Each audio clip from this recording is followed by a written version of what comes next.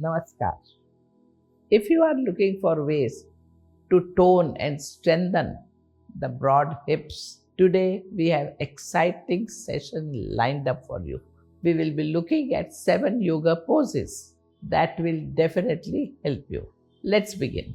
Our first pose is Malasana, also known as Garland Pose. This is a deep squat that helps open up our hips and tone the inner thigh.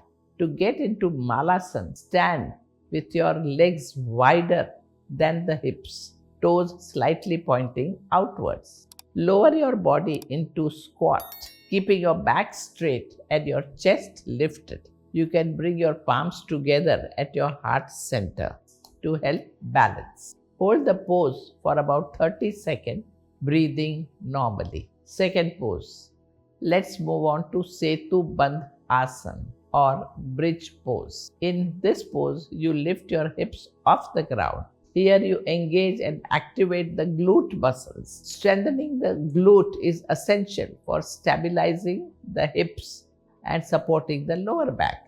To do Setubandhasana, lie flat on your back, bend your knees and place your feet flat on the floor, hip width apart. Touch your fingertips to your heels, if possible, with palms facing down. Inhale and lift your hips up towards the ceiling, pressing down with your feet and palms. Hold this pose for some time, breathing deeply. Next is Anjaneyasana, also known as the Low Lunge. The lunge stance of Anjaneyasana opens and stretches the hips, providing gentle and yet effective way to release tension and increase the mobility of hip joints. It helps create more space and freedom of movement in the hip region. To perform Anjaneyasana, step your right foot forward into a lunge position.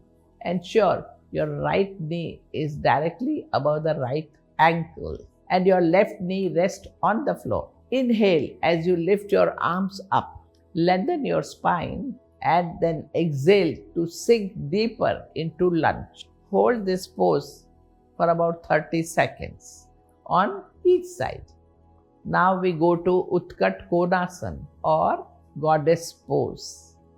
To maintain balance and stability into this squat, you need to engage your core muscles. This core activation helps providing support to the hips and also to lower back, promoting better posture and reducing the risk of strain and discomfort. To perform Utkat Konasana, start in a wide-legged stance with your toes pointing outwards. Bend your knee and lower your body into a squat. Keep your spine straight and bring arms out parallel to the ground.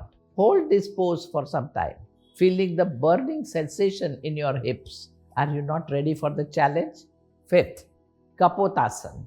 Kapotasana is also called as Pigeon Pose. It targets the outer hip muscles, including the piriformis. Strengthening and stretching these muscles can improve hip stability. To do Kapotasana, begin in a tabletop position. Bring your right knee forward and place it behind your right wrist.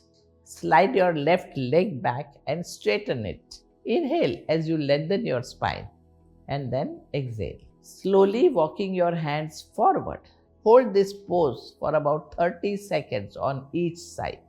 Now let's talk about Natarajasana or the dancer's pose. Balancing on one leg in Natarajasana requires complete engagement of the hip muscles, including the glutes and the hip abductors. Strengthening these muscles are essential for supporting the hips and maintaining stability. To do Natarajasana, start by standing tall. Bend your right knee and bring your foot up from behind.